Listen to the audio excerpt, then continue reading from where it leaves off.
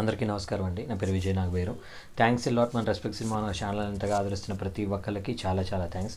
Again came back with 1 crore casting requirement అండి. ఇది వచ్చేసి casting call required for hero, heroine and supporting roles అని అంటున్నారు. So movie name వచ్చేసి ఉగ్రా అంట. సో డైరెక్టర్ గారి పేరు వచ్చేసి అభయ్ గౌడ, ప్రొడ్యూసర్ గారు కూడా అభయ్ గౌడ, స్టోరీ వచ్చేసి తరుణ్ అంట. సో బ్యానర్ పేరు వచ్చేసి మిలీనియం సినిమా అంట. సో మూవీ బేసిక్ లాంగ్వేజ్ వచ్చేసి కన్నడ అండ్ తెలుగు రెండిట్లో చేద్దాం అనుకుంటున్నారంట. అలాగే దీన్ని మరో 3 భాషల్లో డబ్బింగ్ కూడా చేద్దాం అనుకుంటున్నారు. కైండ్ ఆఫ్ హిందీ కావచ్చు, తమిళ్ కావచ్చు, మలయాళం కావచ్చు, వీటిలో డబ్ చేస్తానని అంటున్నారు. So interested people please contact or WhatsApp అని ఇక్కడ వాళ్ళ కాంటాక్ట్ నెంబర్ ఇచ్చారండి. అది నేను మీకు చెప్పే ప్రయత్నం చేస్తాను. దాంతోపాటు మన సబ్స్క్రైబర్లు అడిగిన ప్రతి ప్రశ్నకి సమాధానం చేయడం అనేది మన బాధ్యత. కాబట్టి మన సబ్స్క్రైబర్ ఎస్కే రహమతుల్లా గారు అడిగారండి, సార్ ఒక్క చిన్న హెల్ప్, మా అబ్బాయిని అసిస్టెంట్ డైరెక్టర్ ఆర్ రైటర్గా పెట్టగలరా సార్? Super creative person. మరి అంత క్రియేటివ్ పర్సన్ అన్నప్పుడు మీ అబ్బాయికి మీరే ప్రొడ్యూస్ చేసి చేయండి. ఎందుకంటే మీ కొడుకుని మీరు నమ్మినంతగా నేను నమ్మలేను కదా. సో అంత క్రియేటివ్ పర్సన్ అన్నప్పుడు సార్ నాకు సినిమా ప్రొడ్యూస్ చేసే, సినిమా ఎవరు ప్రొడ్యూస్ చేయమన్నారు మిమ్మల్ని సినిమా ప్రొడ్యూస్ చేయమని నేను అంటలా. నేనేమంటాను అంటే మీ అబ్బాయి క్రియేటివ్ పర్సన్ కదా, సూపర్ క్రియేటివ్ పర్సన్ కదా, మీరు ఏం చేస్తారంటే ఆయన చేత ఒక యూట్యూబ్ ఛానల్ పెట్టించండి, ఆయనకు ఒక మంచి ఫోన్ కొనివ్వండి, ఆ ఫోన్లో ఎడిటింగ్ ఎలా చేయాలో నేర్పించండి. ఆ ఫోన్లో అతను రాసిన స్క్రిప్ట్స్కి ఆర్టిస్ట్లను ఫైండ్ అవుట్ చేసుకోవటం, దానికి ఒక ఆఫీస్ ఓపెన్ చేయటం, దాంట్లో అతను ఇది చేసుకునే ఒక ప్రయత్నం అనేది చేస్తూ ఉండమనండి. దాంతో టేక్ ఆఫ్ చేయనండి. అంటే ఇన్స్టాలో రీల్స్ కావచ్చు, స్నాప్చాట్ కావచ్చు, somewhere about 7 to 8 kind of social media platforms ఉన్నాయి. ఆ సోషల్ మీడియా ప్లాట్ఫామ్స్లో అతన్ని ప్రూవ్ చేసుకోమనండి. అలా ప్రూవ్ చేసుకున్న వ్యక్తుల పేరే షణ్ముఖ్ జశ్వంత్, ఈరోజు హీరోగా చేస్తున్నాడు సినిమాకి. అలాగే అలా ప్రూవ్ చేసుకున్న వాళ్ళలో బేబీ హీరోయిన్ అమ్మాయి వైష్ణవి. అలాగే అలా ప్రూవ్ చేసుకున్న వాళ్ళే చాలామంది ఈ రోజున బంచిక్ బబ్లు కావచ్చు, పక్కింటి కుర్రాడు కావచ్చు, లేదంటే ఇన్ఫినిటంలో వస్తున్న ప్రసాద్ బెహ్రా కావచ్చు, వీళ్ళందరూ కూడా యూట్యూబ్లో ప్రూవ్ చేసుకున్న వాళ్ళే. సో నేను అదే మీకు మళ్ళీ చెప్తున్నాను, మీరు సాయం అడగటం మొదలు పెడితే మీరు ముష్టి వాళ్ళతో సమానం అయిపోతారు తప్పించి మీకు ఎవరు సాయం చేయరు ఇక్కడ. ఎందుకంటే ప్రజెంట్ జనరేషన్ అనేది చూసే విధానం మారింది. ఇప్పుడు మీకు అర్థం అవడం కోసం చాలా రోజులైంది కాబట్టి మళ్ళీ చెప్తున్నాను. ఇప్పుడు మీరు ఒక బెగ్గర్ మీ ఇంటి ముందుకు వచ్చి అమ్మా ఏమన్నా ఉంటే పెట్టండి అని అడుగుతున్నాడు. మీరు ఏం చేస్తారు?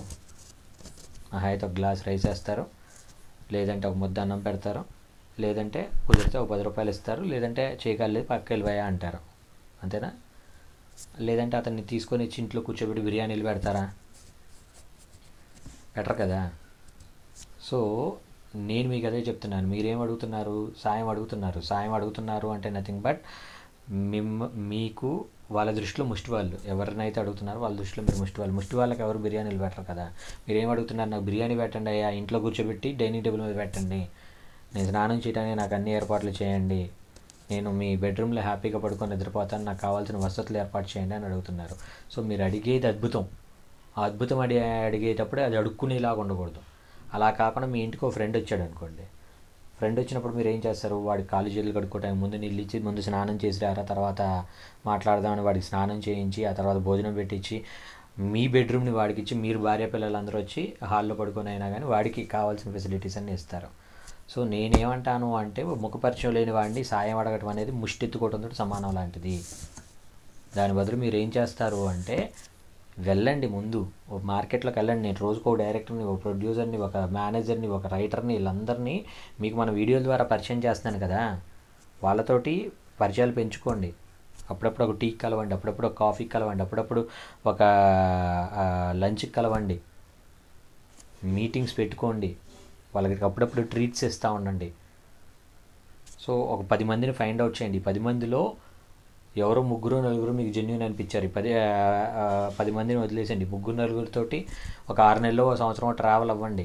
3-4లో ఎవరో ఒకళ్ళ సబ్జెక్ట్ స్టార్ట్ అయింది అనుకోండి, దెన్ టేక్ ఆఫ్ అవుతుంది. అలా కాకుండా మీరు ముష్టెత్తుకున్నట్లయితే ఎప్పటికీ మీకు సక్సెస్ వస్తుంది. అడుగుతూ